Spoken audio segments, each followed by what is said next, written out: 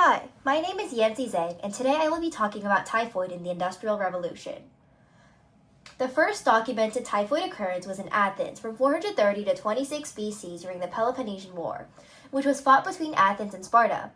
Because of overcrowded conditions in the city, the plague spread quickly, killing tens of thousands, including Pericles, the former leader of Athens. Thucydides, an Athenian general, caught the plague himself and described its symptoms.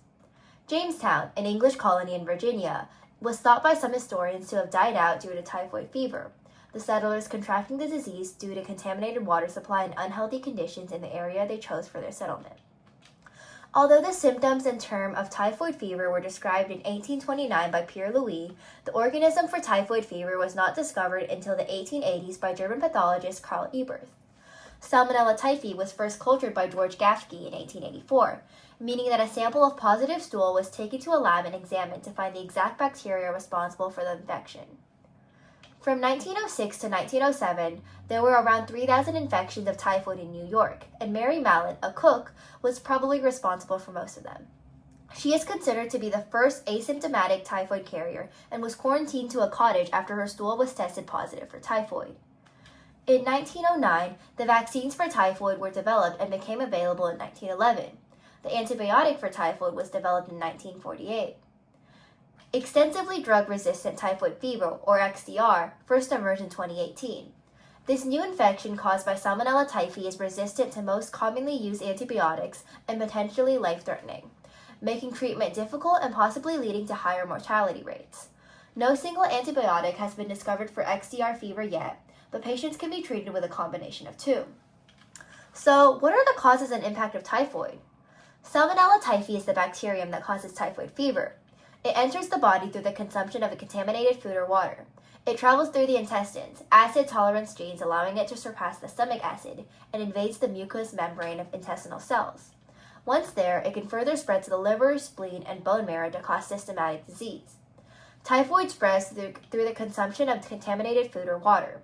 It was prevalent during the Industrial Revolution due to lack of clean drinking water and sanitation systems. A fragment of contaminated stool could easily enter someone's drinking water. It is difficult to pinpoint the fatality rates and death toll of typhoid during the Industrial Revolution, but in the modern day, fatality rates of typhoid are around 1% and the death toll is around 110,000 deaths annually. Before the invention of the antibiotic for typhoid, however, the fatality rates were between 10 to 30%. These epidemics had a significant impact on public health. There was less overall productivity due to more sick workers. Widespread illness and death prevailed. People who got the disease were quarantined and had to live in isolation facilities or islands, far from their friends and family, such as the example of Typhoid Mary. There were also pros of typhoid, such as the fact that money was put forth for better sanitation systems. Parliament also passed the Public Health Act of 1872 and later the Act of 1875. Local authorities were compelled to improve sanitation systems and hire local public health officials to conduct disease surveillance and outbreak investigation. But although these new measures promised cleanliness and disease prevention were put in place, they were expensive and placed a strain on resources and money, things that were already in low supply.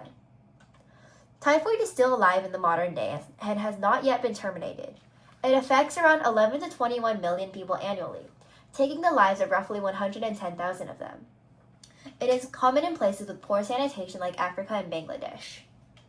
Some symptoms of typhoid fever are high fever, abdominal pain, and fatigue. Once the disease has been contracted, it goes through 3 phases. Phase 1 is when symptoms first appear after around 5 to 14 days of contracting the disease. During this phase, there is a fever that gradually goes up stepwise. Symptoms worsen during phase 2, and some individuals develop a rash of small pink spots known as rose spots on their chest and abdomen. With treatment, symptoms tend to reside within 3 to 5 days. Recovery typically occurs within 7 to 14 days. However, Salmonella typhi can continue to reside in the gallbladder, although causing no symptoms, making certain individuals potentially contagious. And that's it for today's video. Thank you for listening.